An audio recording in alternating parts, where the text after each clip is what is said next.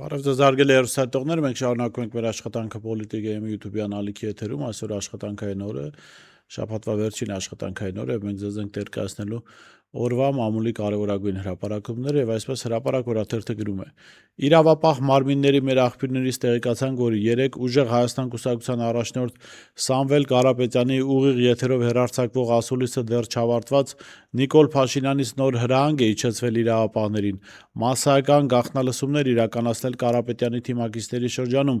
եւ ոչ միայն ու հնարավոր եւ անհնար բոլոր միջոցներով նրա աջակիցների վրա կեղտ գտնել եւ քրեական հետապնդումների նոր ալիք սկսել այդ ուժի դեմ։ 3 արդեն Սյունիքում ուժեղ Հայաստանի գրասենյակի դեմ նոր հարձակում իրականացվեց եւ նորից մարդիկ ձերբակալվեցին։ Ըստ ամենայնի Նիկոլ Փաշինյանը ծանր է տարել Սամվել Կարապետյանի ինքնավստահ հայտարարությունները եւ իրեն ուղղված կոշտ գնահատականները, որոնք հատկապես հերքում էին այն մեղադրանքները, թե Կարապետյանը բանավոր խոսելու հետ կապված խնդիրներ ունի։ Ժողովուրդ օրաթերթը գրում է. այսօր մայիսի 8-ին մեկնարկում է նախընտրական քարոզարշավը 19 քաղաքական ուժերի մասնակցությամբ։ Հունիսի 7-ին տեղի ունենալիք համապետական ընտրություններին հանրությունը առաջարկելով իրենց գաղափարներն ու քաղաքական ծրագրերը։ Արմլուրեմը ներկայացնում է, թե այսօր որ ուժը որտեղից եւ ինչպես է մեկնարկելու իր քարոզարշավը։ Քաղաքացիական պայմանագիրն իր քարոզարշավը սկսելու է Հանրապետության հարավից Սյունիքի մարզից։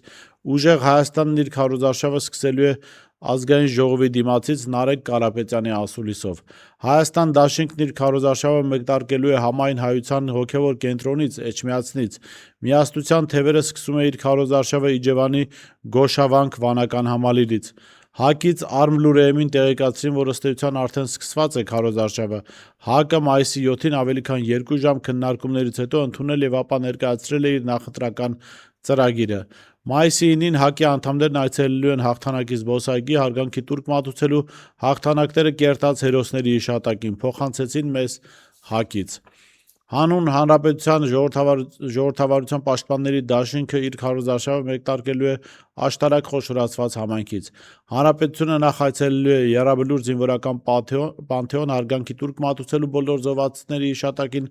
ապա Հակոբ Պարոնյան թատրոնում հանդիպում է ունենալու կենտրոնի բնակիչների հետ։ Ժողովրդավարական համախմբում կուսակցությունն իր քարոզարշավի մեկնարկը տալու է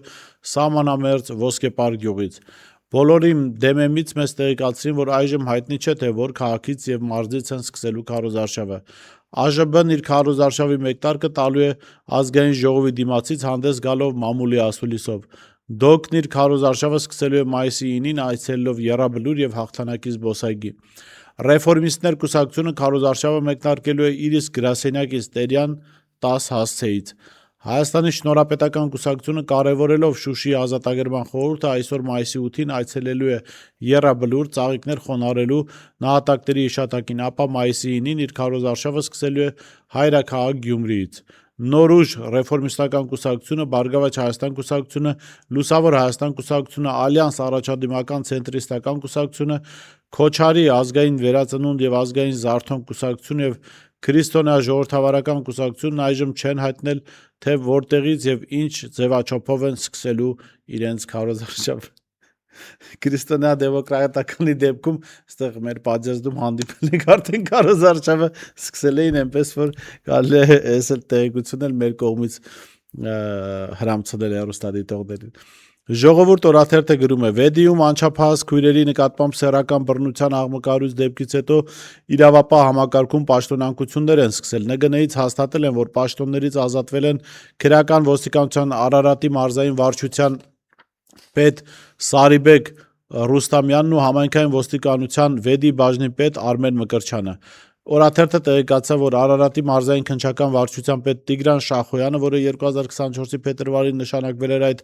պաշտոնին, ազատվելով ՀԿԳ ավագ քննիչի պաշտոնից, հրաժեշտ տվեց աթոռին։ Շախոյանի անունը հանրությանը հայտնի է նաև Արմեն Աշոտյանի քրեական գործից։ Հրապարակ օրաթերթը գրում է. Արցախցիների շրջանակից տեղեկացանք, որ Արցախի անվտանգության խորհրդի նախկին քարտուղար Սամվել Բաբայանը խորը դեպրեսիայի մեջ է։ Գաղտնիք չէ, որ Հայաստան տեղափոխվելուց հետո նա փորձում էր համագործակցել իշխանությունների հետ եւ ակնկալում էր, որ իրեն ինչ-որ կարգավիճակ կտան կամ գոնե հունիսի 7-ի ընտրություններին ընդառաջ Փաշինյանն իրեն կմտցնի խաղի մեջ, քանի որ խոստանում էր Արցախյան որոշ շրջանակների քվեն ընդդիմադիր ուժերից դեպի ՔՊ բերել։ Սակայն վաղաշաբաթի ընտրությունների արդյունքներից հետո եւ ընդդիմությունը եւ Փաշինյանը հասկացել են, որ Բաբայանի շանսերը մեծ չեն, նրան ենթարկվող արցախցիների բանակն էլ բազմամարդ չէ, ուստի խաղադրույք չեն արել նրա վրա։ Սամվել Բաբայանը ասում են փորձել է որոշ ընդդիմադիրների հետ հարաբերություններ կառուցել, բայց նրանք էլ կասկածներ են ունեցել, որ Բաբայանի թիկունքում Նիկոլ Փաշինյանն է կանգնած, ուստի նրանք էլ հրաժարվել են համագործակցությունից։ Արդյունքում ոչ սեփական կուսակցությամբ առաջադրվեց ընտրություններին, ոչ էլ որևէ այլ ուժի հետ համագործակցություն ստացվեց։ Ժողովուրդ օրաթերթը գրում է. ազգային ժողովն առաջին ընթերցման ընդունեց Հայկ Սարգսյանի ներկայացրած խաղային գործունեության կարգավորման մասին օրենքում լրացումներ եւ փոփոխություններ կատարելու փաթեթը։ Նախագիծը ըստ էության կարող է կանաչ լույս վառել խաղային ոլորտի սև շուկայի ավելի լայն տարածման համար։ Այսօր արդեն ակնհայտ է, որ չլիցենզավորված օպերատորները Հայաստանում օր-օրի մեծացնում են իրենց ներկայությունը եւ մասնաբաժինը։ Սա նշանակում է, որ ավելանում է այն քաղաքացիների թիվը, որոնք խաղադրույքներ են կատարում չվերահսկվող հարթակներում։ Այդ կայքերը դուրս են պետական վերահսկողությունից, հետեւաբար չունեն պատասխանատվության, թափանցիկության, խաղացողների պաշտպանության այն մեխանիզմները, որոնք պարտադիր են լիցենզավորված օպերատորների համար։ Այլ կերպ ասած, չլիցենզավորված հարթակները կարող են գործել գրեթե առանց որևէ սահմանափակման։ Իրականում կարծում եմ Հայկ Սարգսյանի նախաձեռնությունը, որքան էլ ԿՊ-ին դեմ լինենք, բավական օգտակար է եւ այստեղ անհասկանալի է ժողովուրդ օրաթերթի հետաքրքրվածությունը այս թեմայի մասով, որովհետեւ սա նշանակում է աջակցել գործող այս խաղատներին on-line, Vivarro-ին, Toto-ին, Աջարաբետ, էլի կամ մանրամասնորեն տեղյակ չեմ, նրանք միլիարդավոր դոլարներ են քաշում մեր քաղաքացիներից, մեր հանրությունից, ուստի այո, պետք է օրենսդրական մեխանիզմներ գործի դնել նրանց գործունեությունը արգելելու, սահմանափակելու, իսկ այդ չլիցենզավորված կազմակերպությունների դեմ պետք է պայքարի այլ մեխանիզմներ գտնել, այսինքն գիտեք, այս իրավիճակը, այս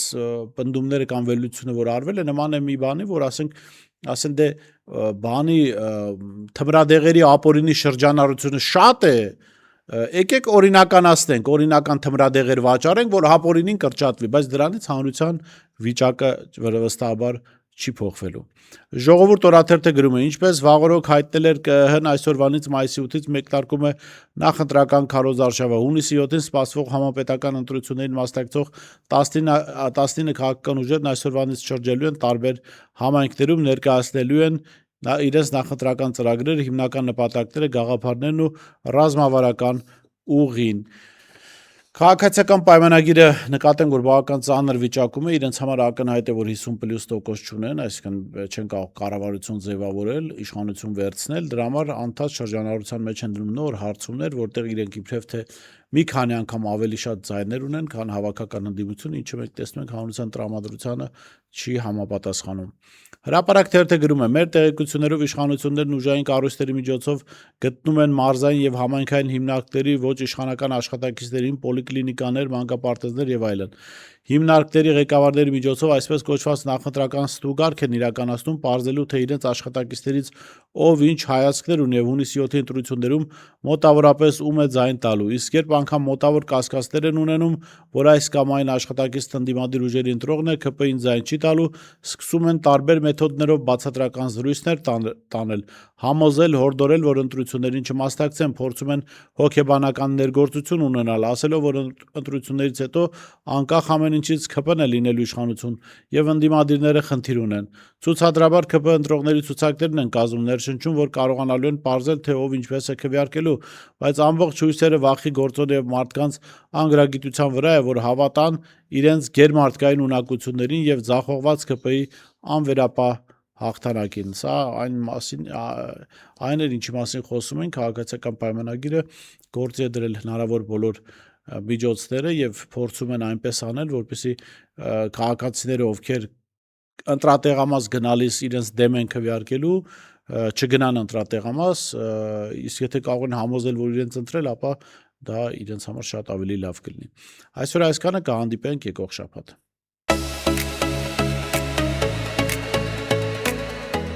Հետևիր սրտիդ ձայնին, այն քեզ ուզում է տանել անհայտ հեռուներ, վայելիր աշխարհի ճգնաղ քաղաքներն ու արևոտ լողափերը նոր զգացողություններով, նոր համերով։ 2026-ը թող լինի հույսերի, մոտիվացիայի, նպատակների իրագործման տարի։ Եվ հիշեք, ամեն ինչ սկսվում է մեկ որոշումից։ Նոր տարին գալիս է նոր հնարավորություններով ու արկածներով։ Քո հաջորդ արկածը մեկ թռիչքի հեռավորության վրա է։